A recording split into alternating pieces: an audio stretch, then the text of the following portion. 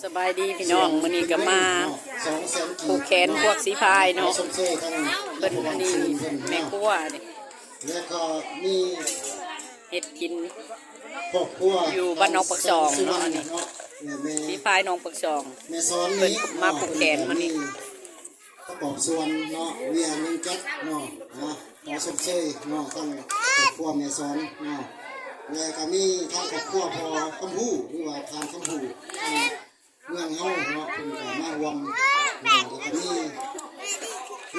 100,000 กีบเนาะขอสมเชยทั้งครอบครัว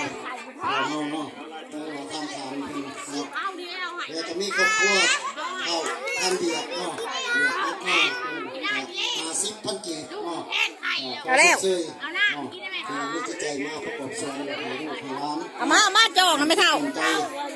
เอามาจองนะมีทั้งครอบครัวบ้านสีแพงเพิ่นก็มีจิตใจประกอบ100,000 กีบเนาะขอสมเชยแม่เฮ้ยแค่นเข่าแล้วแค่น้ำเลยครอบครัวพ่อตามจันทวานเนาะเอานี่เนาะเพิ่นก็ได้ประกอบนำลูกหลานเนาะเพื่อเป็นน้ำจิตน้ำใจให้ลูกหลานเฮาเนาะต่อสู่ด้วยต่อหน้าเนาะก็100,000 กีบเนาะขอสมเชยเนาะทางครอบครัวเพิ่นมาร่วมสร้างสรรค์มาร่วมบอนซืนบึงแย่งเนาะแขนสีพายเด้อนี่เด้อดีอกดีใจน้ำบ้านเฮาหรือว่าทางที่บ้านน้องปากซองอันนี้คือแม่บ้าน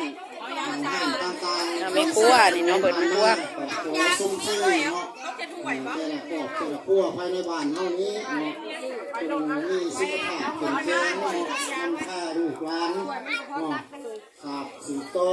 ให้ปีสิมาเนาะให้ได้ใช้ยิ่งใหญ่กว่าเก่าเนาะนี่ก็แม่นขอสมเชยเนาะ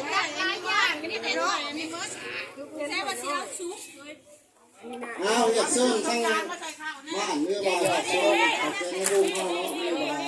ทำไมไปส้นกินเขากินน้ำรวมผ้ามาลูกหลานสักวันเนาะเนาะอยากเชิญบ้านเขาเนาะลูกหลานเนาะกันเนาะแม่น้องซาลัวโอ้ยล่างน้ำมาจน4-5น้ำหน่อยเอ้ยมาเล่นกินเบียร์กินก็ได้แล้วสเต็ปได้พี่นักสิบห้าเขามานั่งเล่าว่าเรื่องเขาจะไปนั่งไปแม่น่ะสิบห้านะไปนั่งทากินข้าวนักสิบห้าเขาขับมาทั้งพี่เนาะมีแนวยินแนวแก้มกับดึงเนาะเที่ยวไปเช็คกับพ่อเนี่ยบอกท่านนั่งก็แม่ไปสู้เลยเป็นอะไรท่านเลขาว่างดูเป็นต่อดีใจเนาะไม่ย้อนมันจิตกันใจทางบ้านเท่านี้ความสมานสามัคคีเนาะมีน้ำผ้าเนาะเป็นกระบวนการทุกที่เนาะแล้วว่าสันสะเวลาเขาก็กันญาติเอาไส้สนะมันมาหายบ้านเนาะในปีต่อไปอาจจะเอาไส้สนะอันหนึ่งในตัวเขาว่าสันสะเนาะยับเข้ามาลักษิผ้ายิงเขาเนาะลักษิผ้าใช่เขาก็มาบรายเนาะนี่ก็เซิ่นยับเข้ามาแล้วยิงแล้วยังกับเอามาด้วยเนาะจับมายังเป็นความสมานสามัคคีเนาะเปียกเส้นทั้งพอพานหรือว่าทั้งพอสีออนเนาะพอมดเปียกเส้นนักโตทั้งแต่งเนาะไปเปียกเส้นทั้งพอแล้วพอสุริเนาะขอบมุกขอบใจน้ำอันน้ำขันเมืองนะเพิ่นมารวมน้ำลูกหลานเนาะขอดีอกดีใจขอสมซื่อเนาะนำทางคำพูดหรือว่าทางเอาไปไว้รถนะชุญาติกันยังบอกพันธวานเนาะอยากเส้นเนาะทั้งพอใหญ่จิตเนาะออกมาพี่เด้นำลูกหลานเนาะนี่ยังกะเบิ่งเนาะทั้งยาพบาลซื้อเนาะเนาะเป็นกะมารวมขอสมซื่อน้ำเนาะ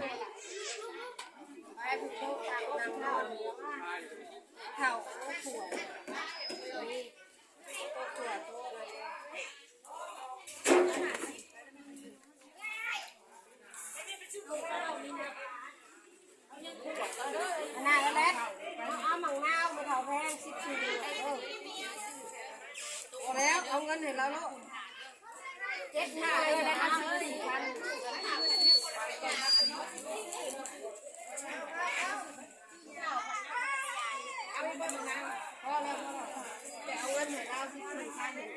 เอาเบิ่งเด้อทีมงานเฮายิงเลยคนมา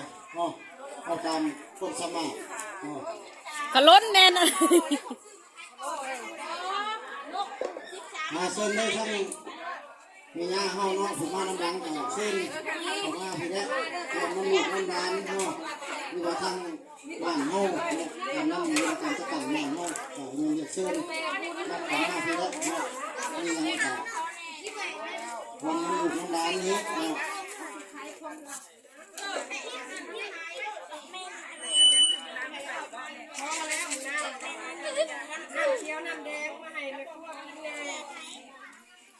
ห้ามอย่าเห็นนั่นลูกอย่า พี่พาชิออนนับกับมาพี่เส้นพี่เส้นมาตะโตพี่ครับ